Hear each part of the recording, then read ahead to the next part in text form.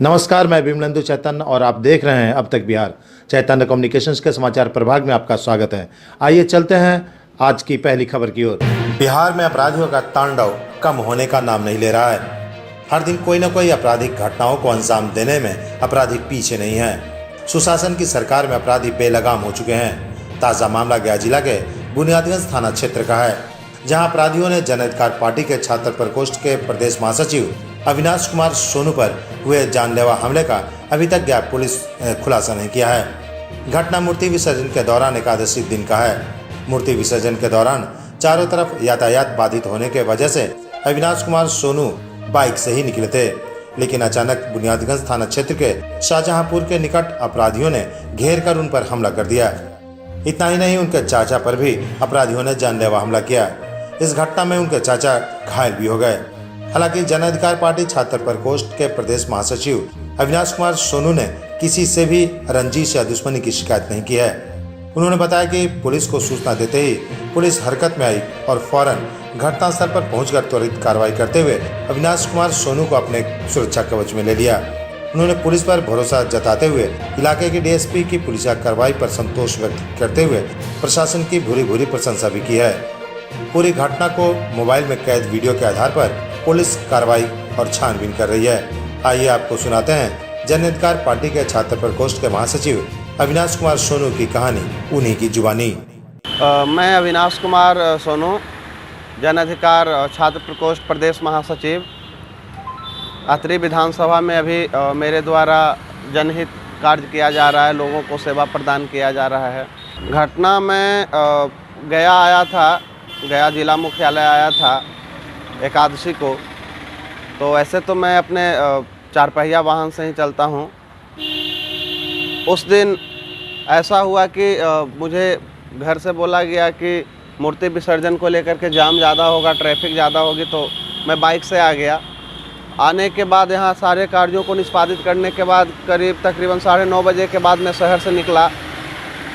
जैसे ही मैं खंजहांपुर क्रॉस किया तो मुझे ऐसा प्रतीत हुआ कि मेरे पीछे कोई लगा हुआ है, कुछ लड़के लोग लगे हुए हैं। मैंने अपने बाइक को स्पीडअप किया। स्पीडअप करने के बाद मैं जाने लगा। आगे कुछ दूर जाने के बाद बाइक वाले ने मेरे बाइक में सटा दिया। तो फिर मैंने और स्पीडअप किया। एक पल्सर 220 बाइक पर 3 लड़के थे, एक के हाथ में पिस्टल था। मैं और आगे बढ़ने के बाद कठौतिया मोड़ के पास मेरे बाइक को उन लोग अपराधियों ने लात से धक्का दे दिया। मैं डिसबैलेंस हो गया। डिसबैलेंस होकर मैं सड़क किनारे चलने लगा। इतने में उनकी बाइक और रोड पे आगे निकल गई।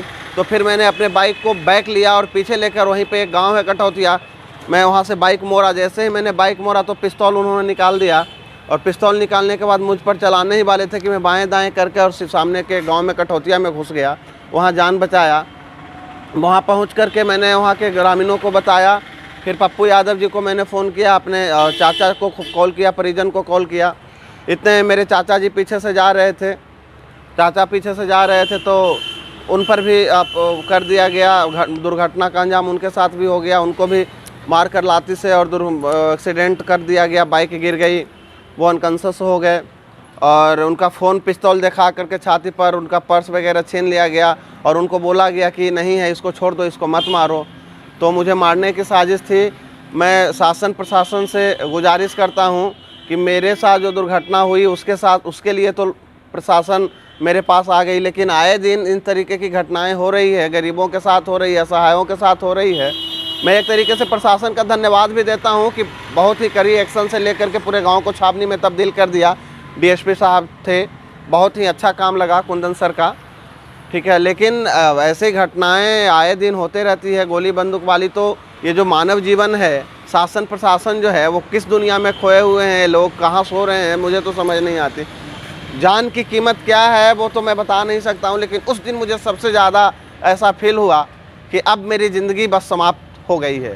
क्या इंटेंशन था लोगों का, क्यों ऐसा हमला करना चाह रहे थे, क्या उनका वजह बस यही था कि मुझे मारना था, मुझे जान से मारने की उनकी नीयत थी। क्यों? अब ये तो मैं नहीं बता सकता कि क्यों वो ऐसा चाहते थे, उनको किसने कहा और क्या वजह थी, मैं कुछ भी नहीं इस पर कह सकता। अपराधियों की पहचान हुई है? अपराधियों की पहचान तो मैं रात में नहीं कर पाया। मैं तो मीडिया महोदय मैं अपना जान बचा कर भागूं कि मैं अपराध का वो देखूं और गाड़ी नंबर देखूं, मैं ऐसा कुछ देखा नहीं।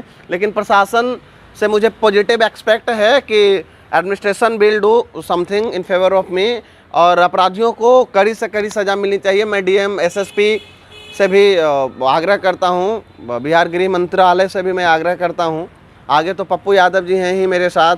अविनाश कुमार सोनू, अतरी नैली निवासी, जन अधिकार छात्र परिषद प्रदेश महासचिव।